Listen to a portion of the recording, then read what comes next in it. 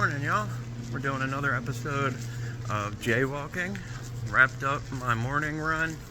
Today was recover run. It's interesting seeing the different things that my Garmin is telling me to do.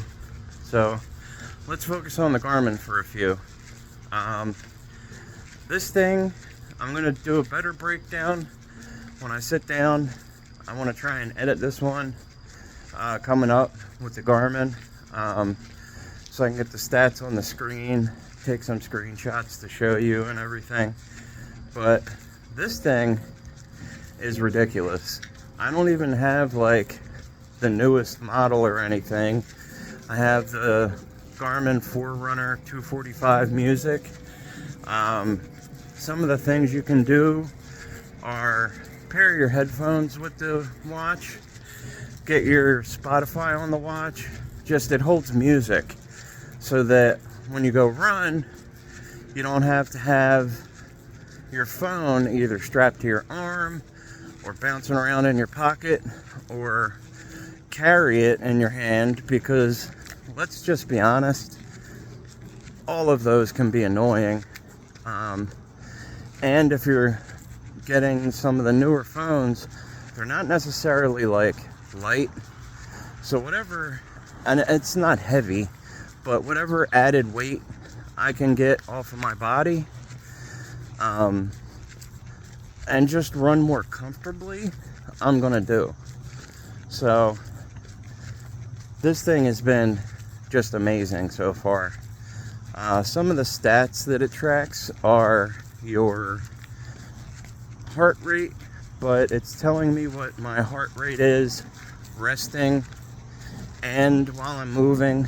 It's got live tracking, so it's literally as I'm picking up the paces or whatever, I'll be able to see on the app my heart rate go up. Now the watch tracks it too, so you can look at your watch, but I just found it interesting seeing the numbers move while I got the watch on. One of the other things that it has is a body battery meter. So as you do your activity, it drains that body battery, and when you go to sleep and you're resting, it starts to recharge. And depending on how well your sleep is and everything like that, it charges it back up. So it's kind of giving you a good breakdown on like just how much energy you got to keep going for the day. And I was a little skeptical at first, but a few weeks back, like right after I first got the watch, I had something for a few days where I had a fever and everything. I had a fever of like, I think the highest it got to was 103.9, and I couldn't shake it, and my body battery just would not refill at all. Like, it would go up a little bit, but my watch kept telling me to get rest, and I found that interesting. But after I've had the watch on for a few weeks now, it's had a chance to really adjust to my activity levels and just, me as a person. But the other cool thing is that it's tracking my sleep, and it's tracking, like, it can tell when you're in REM sleep. It can tell when you wake up. So you got to wake up to go to the bathroom, or in my case, a lot of nights, wake up to let your dog out. It can track all of that. So it's interesting seeing how well I'm sleeping, how good my rest is. It tracks your stress levels. And let's be honest here. It's not going to be 100% accurate, because it's a watch that's, it's taking some readings throughout the day. But the one thing I can say is it's 10 times more accurate than any other watch that I've had that tracked. I used a Fitbit before. It was okay. I had my Samsung Galaxy watch that I was using for a long time, and that was pretty cool. You know, accurate for the most part. It would sometimes pick up steps from like random stuff, so I would try and not, how do I put it? I would try and not move my arm that I had it on, my left arm, very much through the day unless I was out like running or getting in steps or whatever. The Garmin though, this thing is pretty accurate. It tells you your breaths per minute.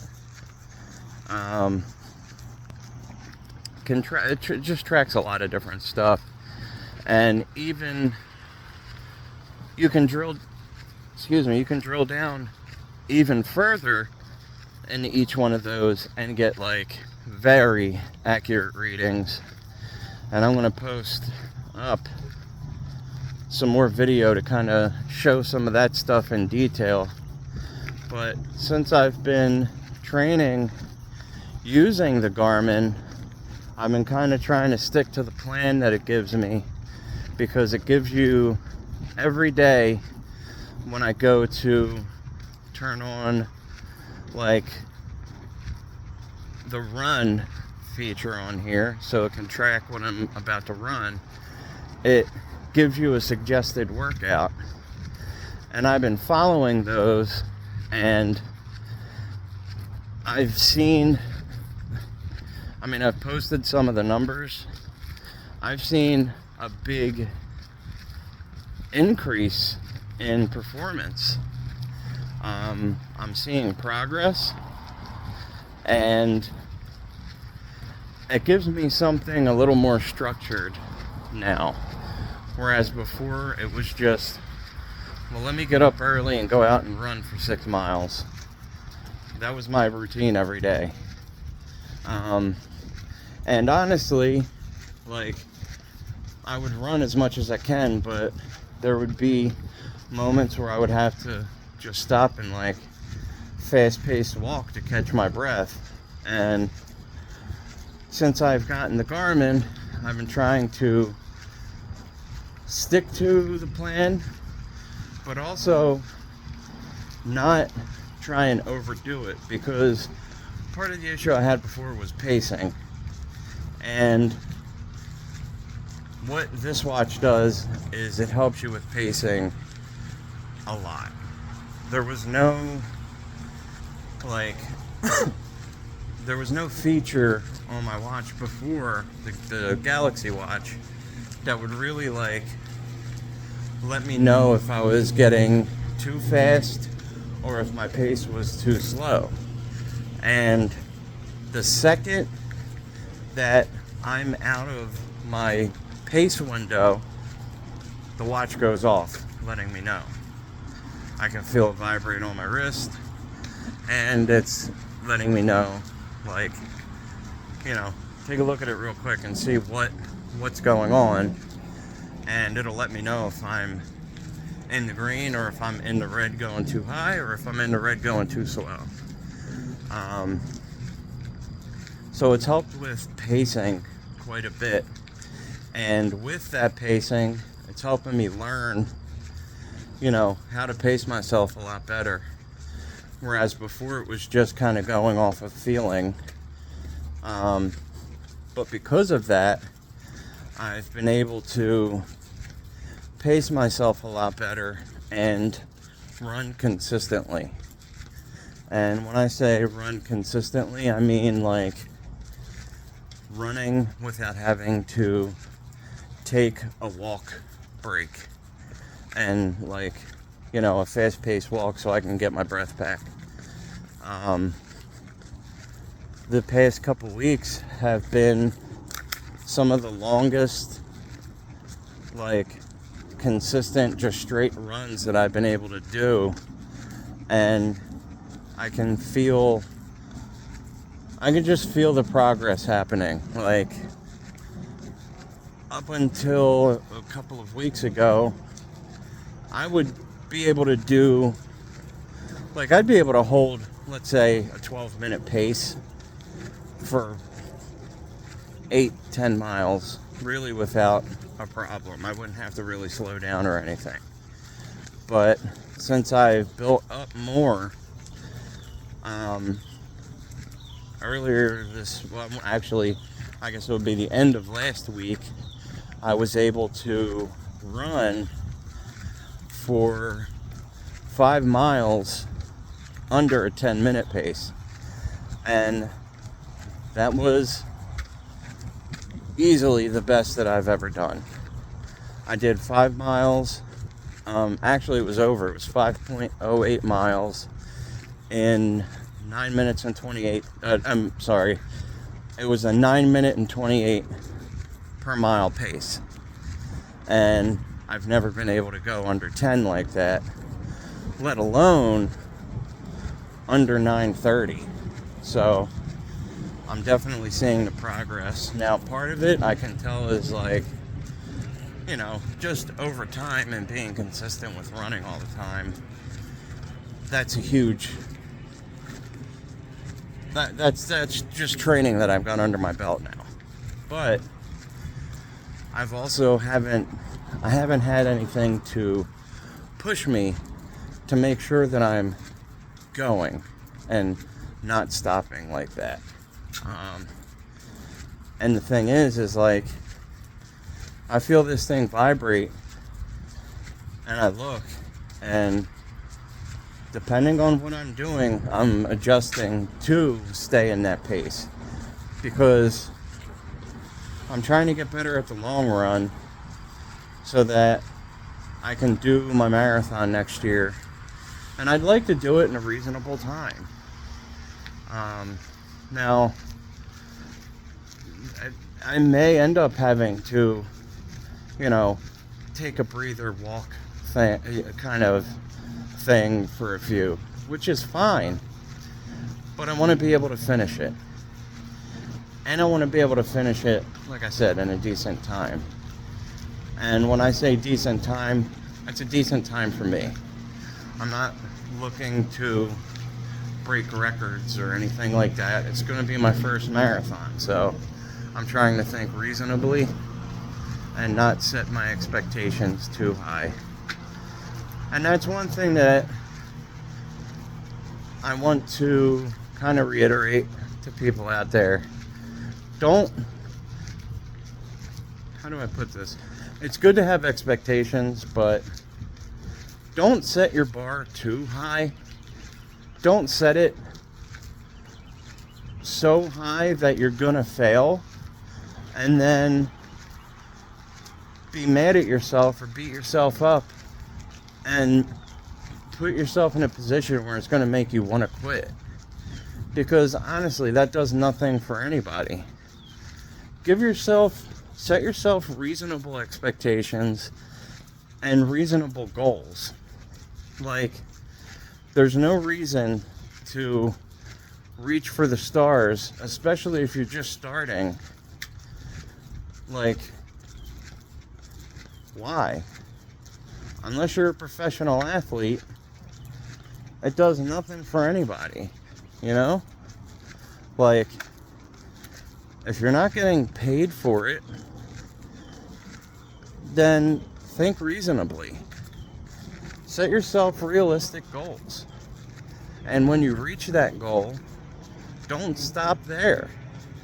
That's been my biggest thing, is as soon as I reach a goal, like I've said before, I pick up the goalpost and I move it back another 10 yards so that it gives me a new goal to go for. Because once we hit that goal, if we feel like, yeah, we got there, now we can stop, that's when you end up kind of stuck in a monotonous loop.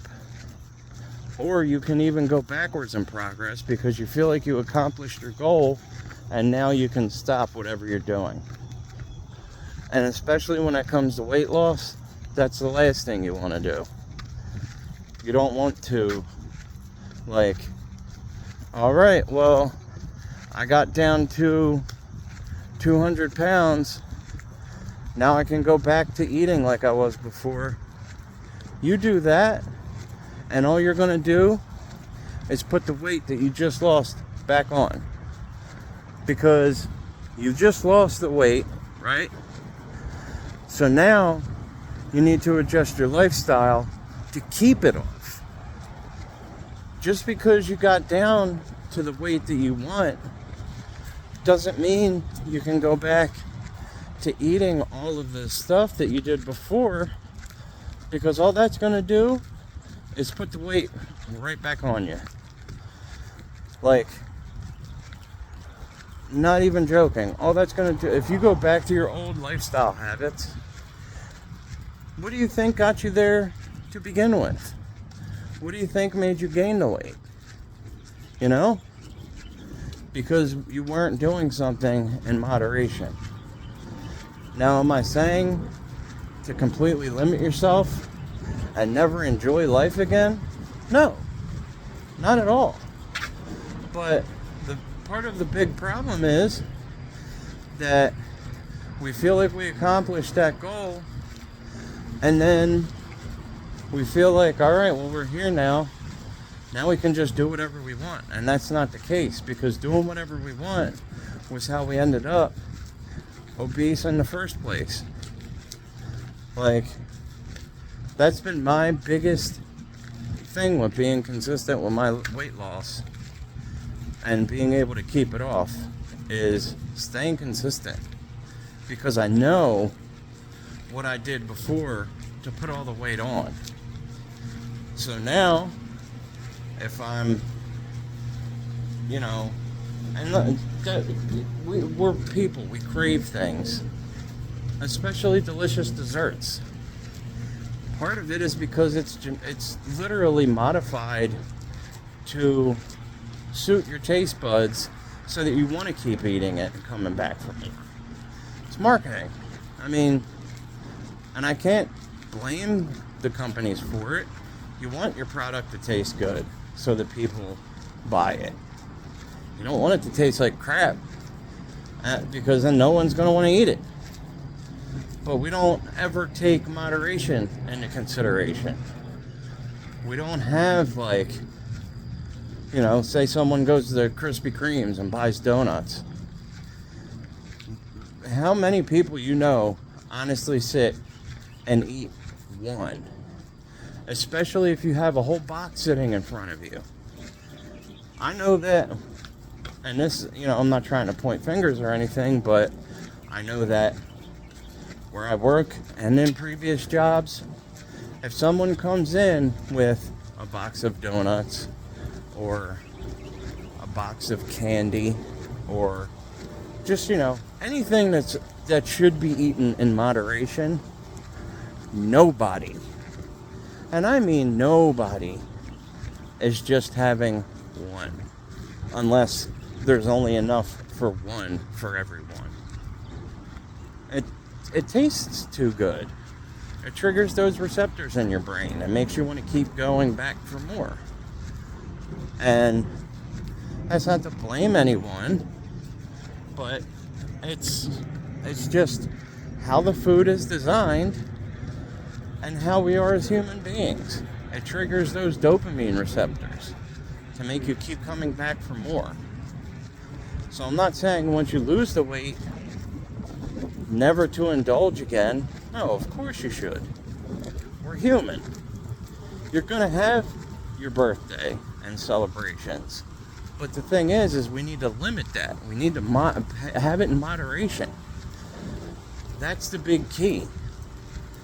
And the way we are as a society right now is we've turned something that should be like Christmas dinner, we've turned that into an everyday occurrence. And that is the problem. We eat something in the equivalent of Christmas dinner a few nights a week. and then follow that up with ice cream or cake or cookies. And there isn't moderation. That's why America's like number one or it's either number 2 or number 1 as the most obese country in the world. Like, the numbers are ridiculously high. It's something like half, it might even be 60% of the country is overweight, and most of the people that are overweight aren't just like a couple of pounds. We're talking like obese, and a good portion of those are morbidly obese.